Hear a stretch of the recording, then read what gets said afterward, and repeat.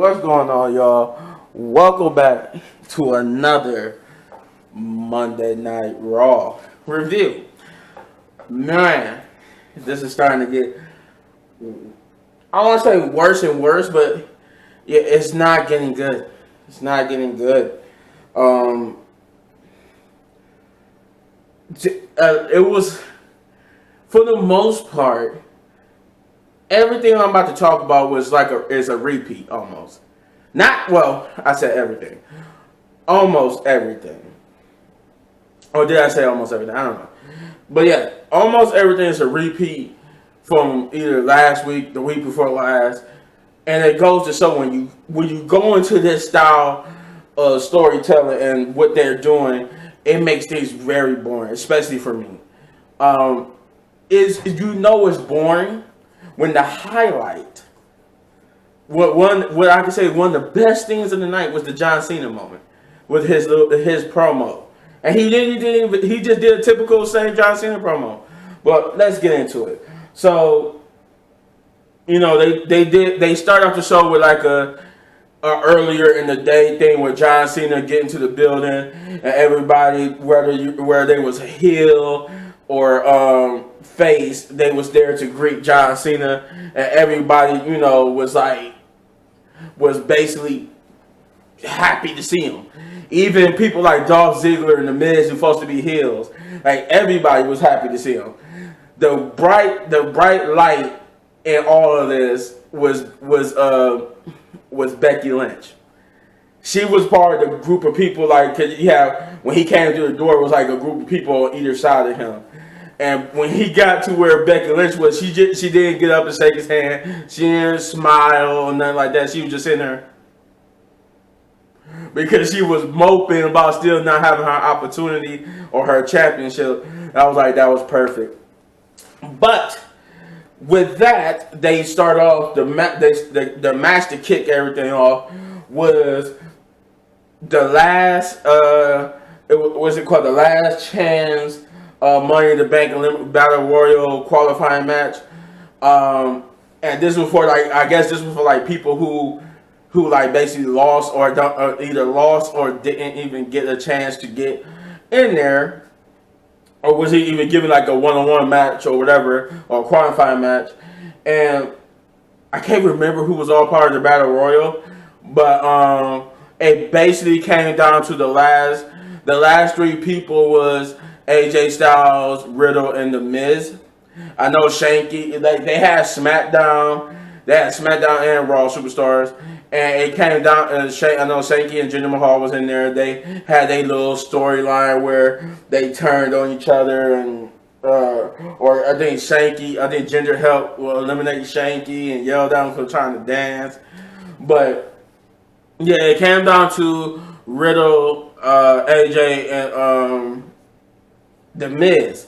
And what happened was, like, earlier in the match, The Miz came off the top rope, like doing his signature hammer fist from the top rope or whatever you call that move, and he basically tweaked his knee, like he couldn't walk on it and stuff, so he went through the bottom ropes and laid on the ground. And if you know the rules of the Battle Royal, you had to go over the top of the rope to be eliminated. If you go under, of course, if you're wrestling fan, you know this. You go under, that doesn't eliminate you. So the crowd, the announcers still trying to play it like The Miz was just basically out, and was a part of it. It became a head-to-head battle with AJ and Riddle, to which AJ and Riddle basically was fighting on the outside. I think Riddle got back in the ring, was fighting with AJ while AJ was still on the outside. And it looked like AJ was getting ready to do a phenomenal forearm on Riddle. But The Miz would grab AJ's leg and eliminate him. And thus revealing, like usual, like it was so obvious that he was faking. And but what they did was geniusly, they played the Miz is faking, and he's gonna he's gonna is gonna win because we saw that storyline so many times before with different people how they fake in the battle royal and come back out of nowhere and win. But that was just a swerve, and with an RKO on the outside, both of them fighting on the ring apron, RKO later, and Riddle won his way into the Money in the Bank match. Even though even though we know Riddle cannot technically challenge, I was about to say Drew McIntyre, Roman Reigns. I guess if he wins the Money in the Bank, that nullifies Roman Reigns' little clause. But we move on to the next thing, which was the Street Profits promo with John Cena. Basically, they had a little promo backstage where they asked John Cena for some advice on how to basically how to deal with the bloodline, in this case the Usos, and he just basically told them to never give up. We got the next match, which is Montez Ford versus Jey Uso. This was the first repeat match of the night where we already seen this. We already seen either this exact same match or a variation of this exact same match. And actually, it was the week before last, because last week it was Angelo versus Jimmy, because the week before that, Jay had beat Montez Ford.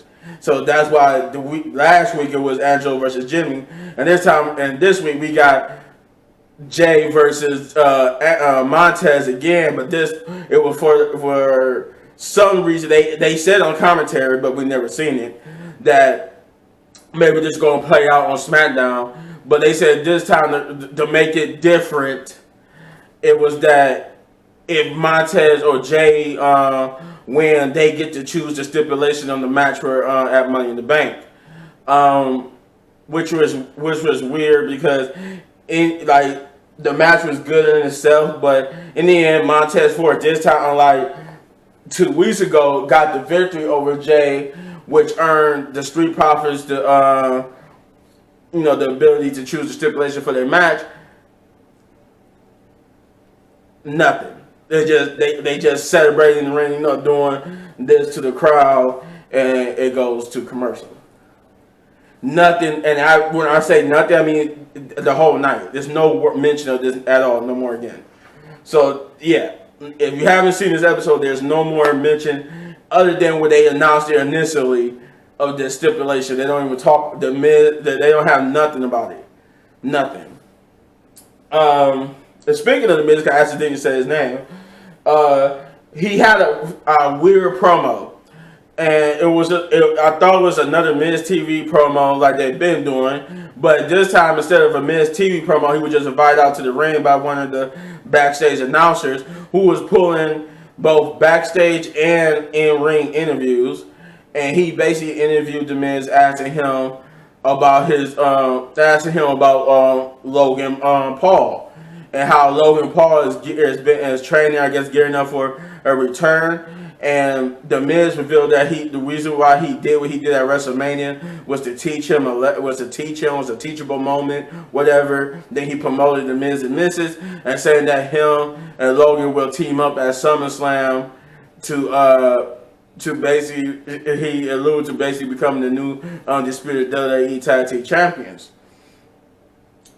This will bring out AJ Styles, who was furious with him because the Miz was talking reckless, basically talking about AJ Styles being a failure and his career being a downward slope. AJ Styles would get in the ring, I understand, it was unusual. The Miz just basically went, you're mad because I said some things about you. He didn't see that AJ Styles basically beeline to the ring, and AJ Styles got in and just hit him with a good right, and he was looking like, oh my god, I'm like, you just saw him beeline down the ramp. Of course he was about to hit you. Everybody knew he was about to hit you. That baby in front row knew he was about to hit you. So then, of course, commercial break come back, and now we got the next match, which is AJ Styles versus The Miz, which was a good match in itself. Although it ended with a count out because after a while they took some beatings because AJ Styles, he was busted from the cheek and the nose, but the Miz said enough and he walked to the back, giving AJ Styles the count out victory. We got a Bianca Belair and Carmella promo. I've been wanting to talk about this because I know this is like probably giving Carmella her due because they put her out there. Cause I remember I said that was kind of bad how they did Carmella at SummerSlam. Or was that SummerSlam last year where Becky? Yeah, I think that was SummerSlam last year where Becky Lynch came back and it was like because exactly what happened was she was supposed to have a match with I forgot who it was. Sasha Banks, but Sasha Banks was injured, and then it was going to be Carmella, but then it turns out that was a swerve, and it was going to be actually Becky Lynch. But I always said like how that was bad how they did her, but it was real bad how they did Bianca. But they made up for it with a good storytelling and the WrestleMania moment. But what I still would say about this is that I don't really buy Carmella because they don't have enough. They just don't have enough time to make me believe that Carmella is going to be like a serious threat, and it could be like I could go to somebody and be like, you know what, who do you think is going to win between Carmella and Bianca Belair? Like I can't do that because I don't believe that that's the case. I just don't. But the promo itself was good. They basically just talked about how Carmella, Bianca just talked about how Carmella better bring it, and that she was too scared to come out here after that cheap shot last week, but she better bring it because she's ready for competition, and that she's not bringing competition, that she just wasted her time, which Carmella came out responding that she doesn't have. Like I think Bianca was like saying that she was insecure and scared and all this type of stuff, and she said she wasn't all that she was confident and that at Money in the Bank she will be taking that Raw Women's Championship from her. And then she tried another sneak attack, but this time Bianca was ready for it and decked her, and basically she took off. The next match was Liv Morgan versus Alexa Bliss, which was started from a promo backstage where they basically were talking. They was basically interviewed by Kayla. I think it was Kayla. Or it was somebody basically interviewing them, asking them what they was going to earn about each other's, feelings towards coming Money in the Bank. And Alexa basically said that Liv was not going to win because she was going to win, vice versa, and that she either said that Liv wasn't going to win tonight in that match against each other. And the best part of this match was who won, but the bad part about it was that it didn't go long enough to give you that proper build up, and that pop that it would have got, and that much needed push for Liv Morgan, because Liv Morgan got the victory here, and I was excited for Liv Morgan because I'm like, that's a big victory. She pinned and beat a former women's champion, so it's like, okay, that's what you need, but obviously that means she's not going to win this Sunday because opposite momentum. If you don't know what that is, that's just a wrestling phrase for wherever you see happen on the Raw or SmackDown before a pay-per-view, it's usually the opposite momentum, meaning if a challenger beats the champion in a tag team match on Monday Night Raw or SmackDown, that means the champion's winning at the pay-per-view. And not all the time, but I don't even say 95%, I would say maybe 90 to 85% of the time that's true. Because there has been times where you thought opposite momentum, and actually they went the way that the momentum was going with the challenger and the challenger winning. But yeah, this was a good match for Liv Morgan. Just wish it would have went longer, but she got the victory here. Come John Cena promo. So John Cena's promo was basically the typical John Cena promo. They did it again. They once again when Vince McMahon came out and basically introduced John Cena. When John Cena came out, it was the locker room was once again back. Was once again on the ramp side on either side of him, welcoming him to the ring. he came down to the ring and basically cut the basic John Cena promo saying, you know, that it was for you people, meaning us, the viewer at home, and the people in the crowd. He wouldn't be who he is today. They humbled him. Basically, just giving praise to the WWE universe, saying that it wasn't for them. It wasn't for us. He wouldn't be who he is and have the opportunities that he have. And he thanked us and said he don't know when he's going to be in the ring. You know, the crowd chanted one more match, and he said it's going to be more than one match. He said he's not there yet, but he just don't know. He said he did admit he don't know when that moment will be, but he said he will be back and he will wrestle again at WWE. We got Bobby Lashley versus the next match will be Bobby Lashley versus Alpha Academy in the 2-on-1 handicap match, which is another repeat match from I forgot to say too that the AJ Styles versus the Miz was also a repeat, exact repeat. This is a repeat because we saw this last week, or a version of it, with Austin Theory as their special ring enforcer, which did nothing. This match was totally just boiled, and it gave Bobby Lashley momentum going into Money in the Bank with him winning. And that's meaning that Austin Theory is going to find some cheap way to now beat the Almighty, where they have Bobby Lashley as the dominant person on this show. Nobody could touch him. Nobody could beat him. And now he's about to probably lose to Austin Theory. And it's for the United States. He wanted this.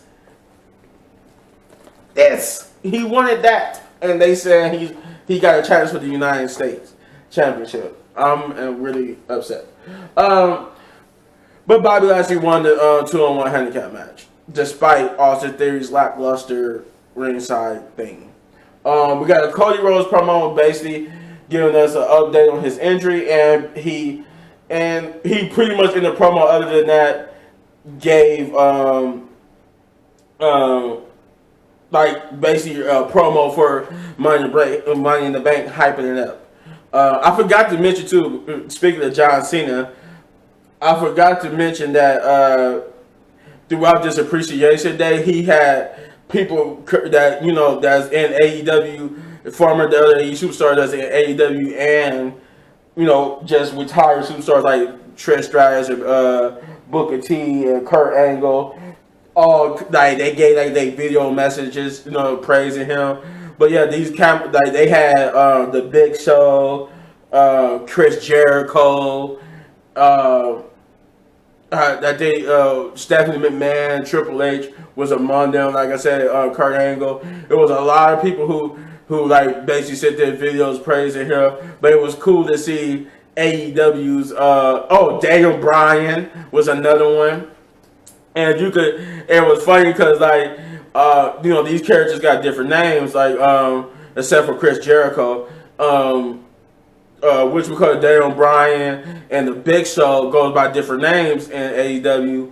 But when they showed up in WWE to give John Cena appreciation, they put in Daniel Bryan, they put in the Big Show, even though they go by Paul White and Bryan Danielson. But we get to the main event. The main event, which was like the first match, but for the women's was the last chance qualifying match for the women's.